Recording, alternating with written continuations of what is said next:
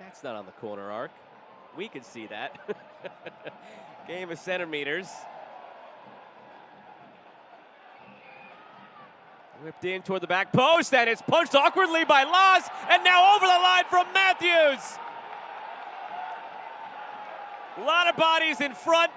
Detroit City finds a way, and they have a 1-0 lead. And misplayed by Damian Laws. Had the huge save on the Ryan Williams set piece earlier in this first half, but fight through this traffic. Now, very well played ball in. Fake from Perez, taken by Serrano.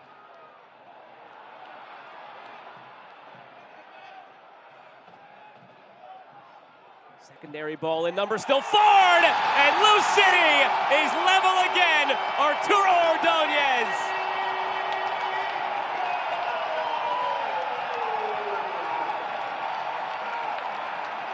And that second wave from Lou City, that delivery was spot on.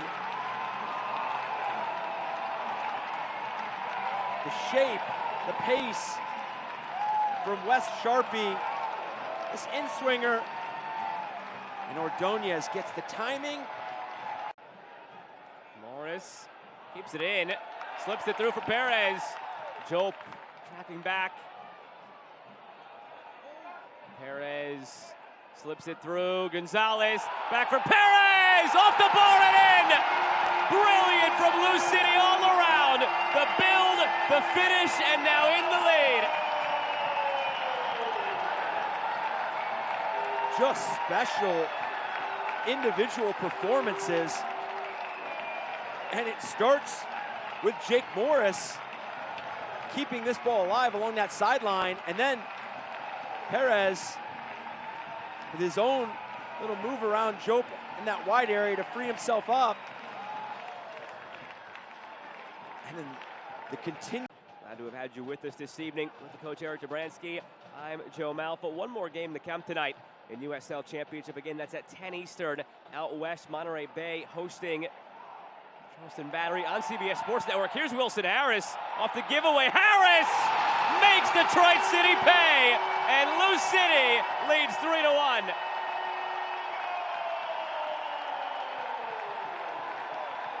Just outstanding from Wilson Harris.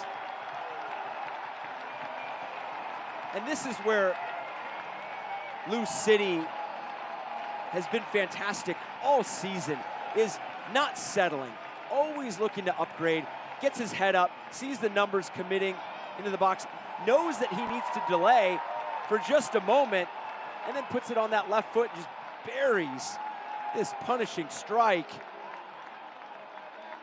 Head up, the pullback. Just put another star above the crest and this little championship drought they've had, and they want it all to run through Lynn Family Stadium. You can see why. Morris goes for goal. Oh, what a finish! The exclamation point on the evening. Jake Morris with his second of the season, and it is all Louisville tonight.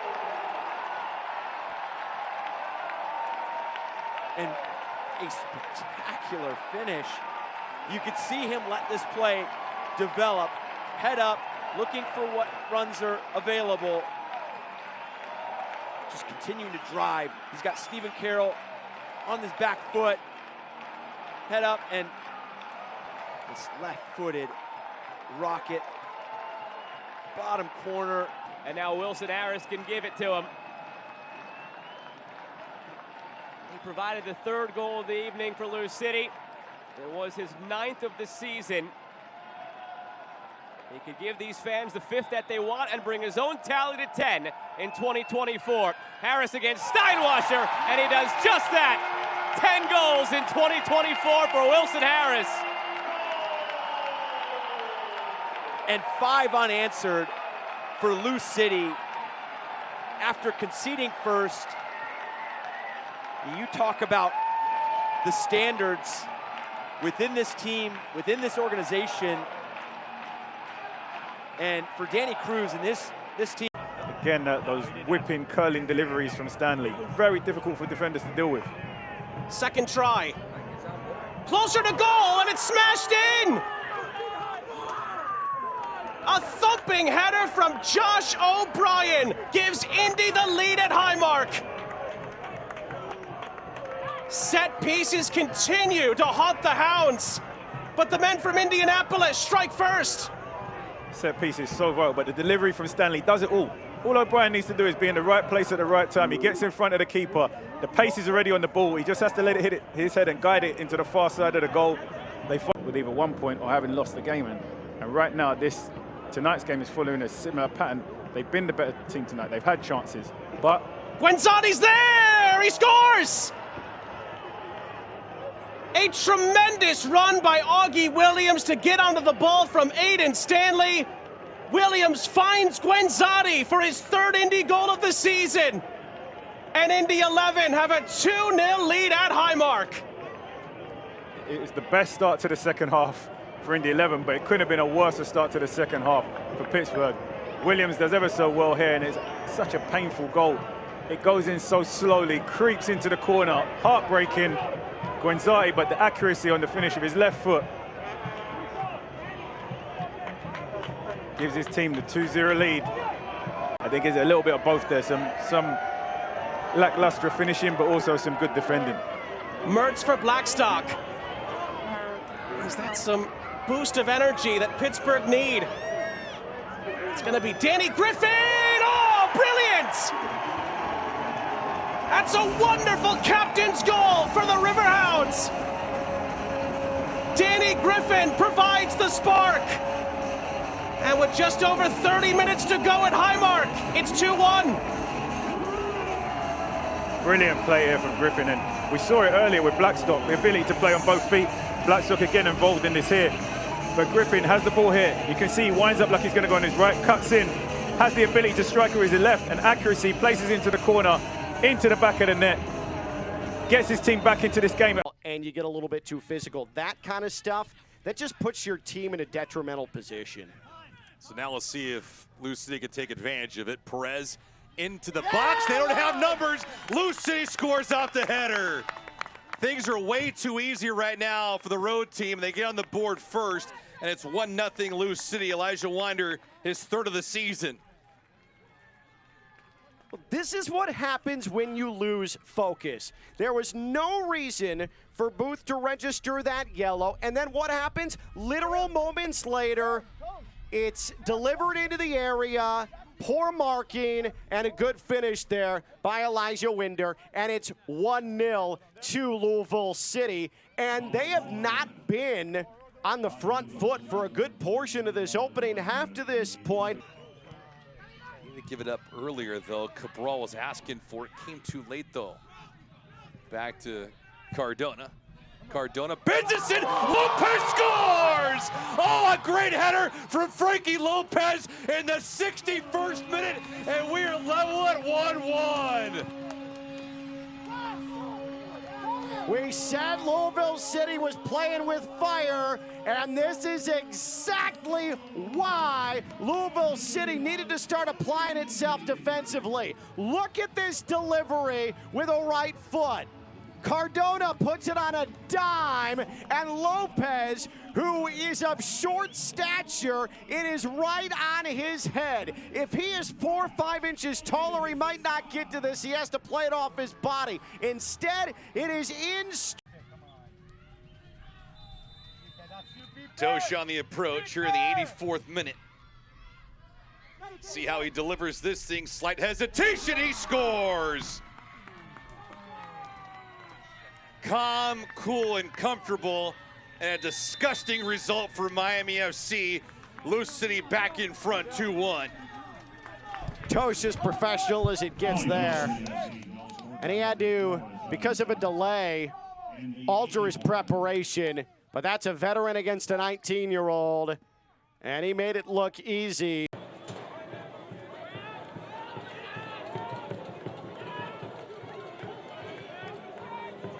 Again. Now it's touched out wide. Doyle will service it in, comes free to the far post, and that shot's in the back of the net. And Loudon United will take a 1-0 lead Florian Valot once again.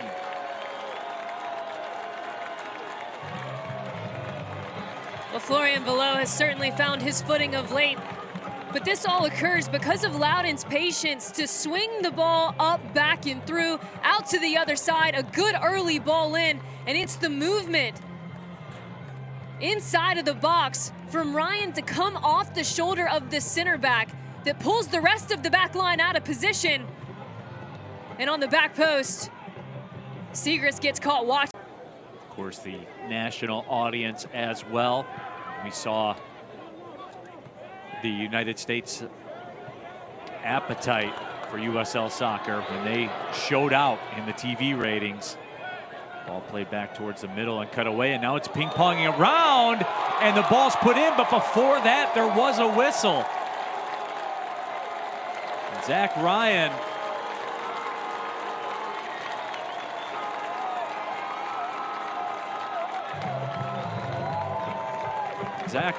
was able to put it in. Are they going to give him the goal?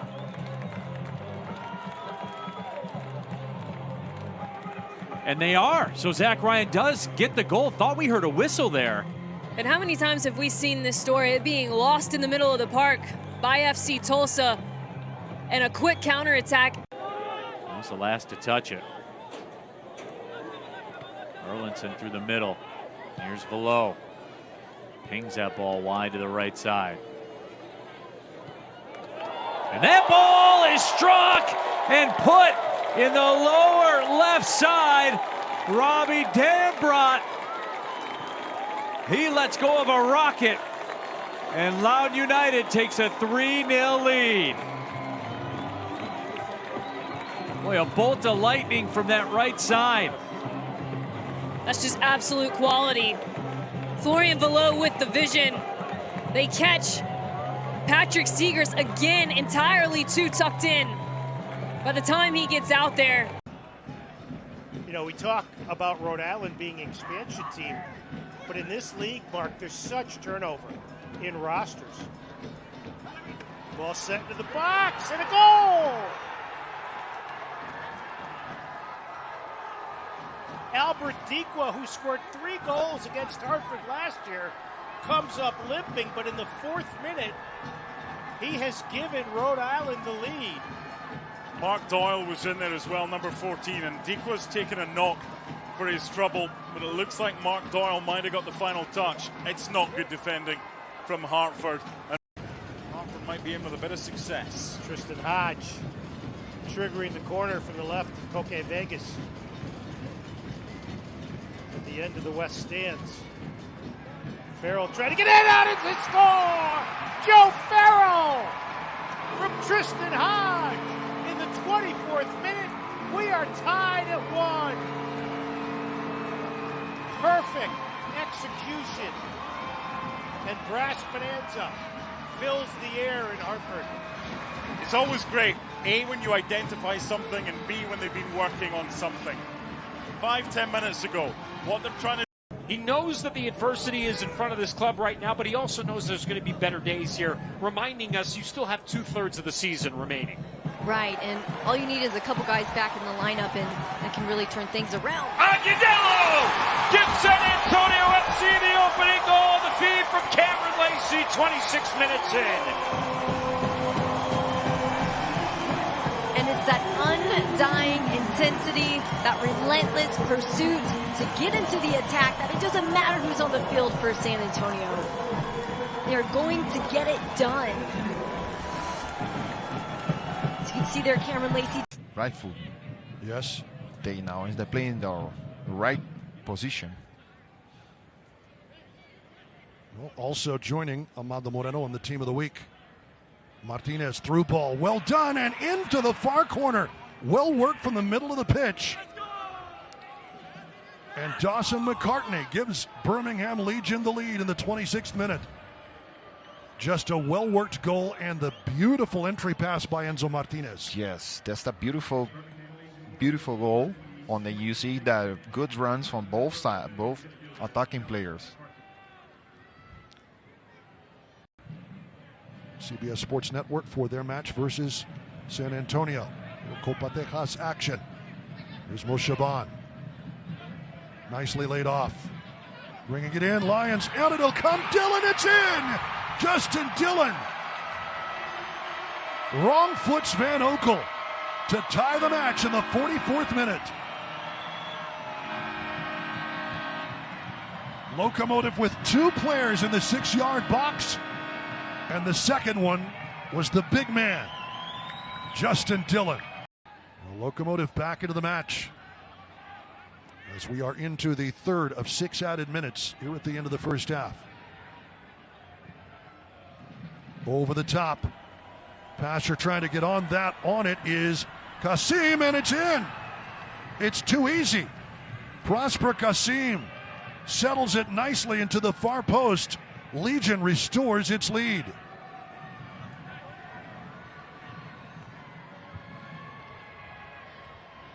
A team that has been goalless in its last 2 matches has scored twice in the first half. Prosper Kasim. Into the middle. Pasher to the right side. Dawson. Back for Ruth. Played nicely. In for the shot and the goal. It's 3. Tyler Pasher makes it 3-1 Legion. Guided that one into the top left corner.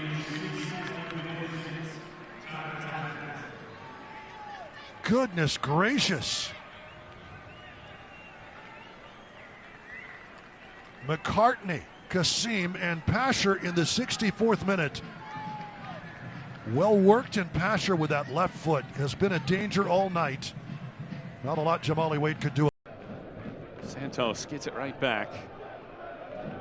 Foster.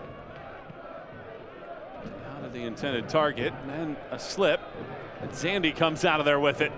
Throws it to the top. Pierre shoots! Wow, what a start! 90 seconds in. Delentz Pierre with his first goal in a switchbacks kit. And Colorado Springs lead 1-0. Wow, what a start of a match. And scoring your first goal against a goalkeeper like Blanchett, that's incredible. The first ball he even touched against and tries to create this big, such a long distance shot. And there's nothing to say about the goalkeeper. He was in his position. He just thought that he did have the opportunity. With Trevor Ammon, Kieran Phillips. Just not quite worked out for them tonight. That's good pressure by Ammon, though. Jordan Farr, out comes an opportunity now for Dennis, and he puts it away. Danny Vitiello gambled. Jordan Farr may have just got the assist, and it's 1-0 Tampa Bay. And the Rowdies do take the lead early in the second half. And the Republic have been fortunate with some of the errors they've made. And Connor Donovan this time, the guilty party, puts his goalkeeper in a really tough spot. And I'm not sure if he's received a call for that, but he just lets it go. And Charlie Dennis just does the rest. Simple enough, gets there first, takes it around the goalkeeper. He wants to win the regular season. He doesn't want to be the team that just languishes in playoff positions and goes into the postseason. He challenges himself and his team to be the best every... Murphy, header is in! Stephen Carroll celebrates Detroit's opener on the road! His first goal of the season, and the captain brings Detroit City in front, away to Orange County.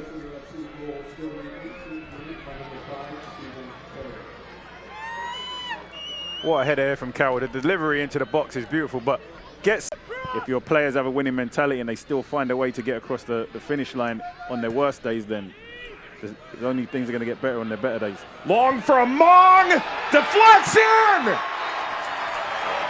Amang just would not give in, and he's pulled Orange County level 1-1.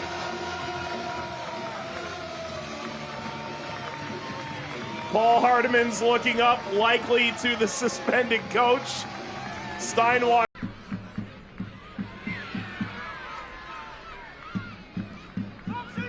Malosky. Knocks it down toward the end line. Dunbar dummies through. Scott! Kyle Scott puts Orange County out in front.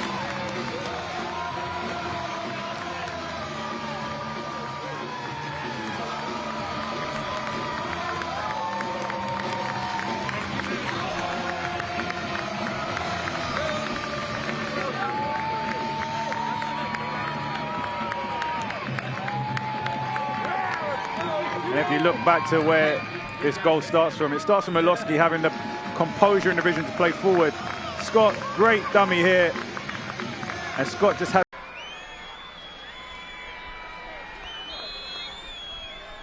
Shuttler's ready, and jump delivers beyond the outstretched Colin Shuttler, who came oh so close. But Detroit grabs their second and back in position to take points on the road. Shuttler did guess the right way, but the pace and accuracy on the strike was too much for him to deal with. Into the side netting. Detroit started a perfect 5 wins from 5 in the league. 4 winless in the league since, mixed in their Open Cup journey. Here's Amang. Amang steps in, lays off. Jameson! Off the bench, onto the score sheet. Bryce Jameson, a monster goal for Orange County.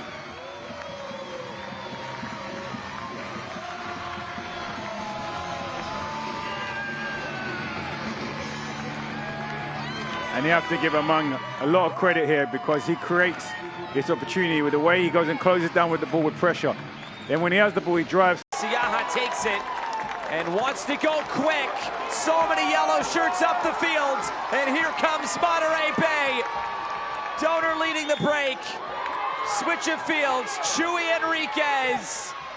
Shot blocked. Second shot to the corner. On the counter. And Monterey Bay breaks through.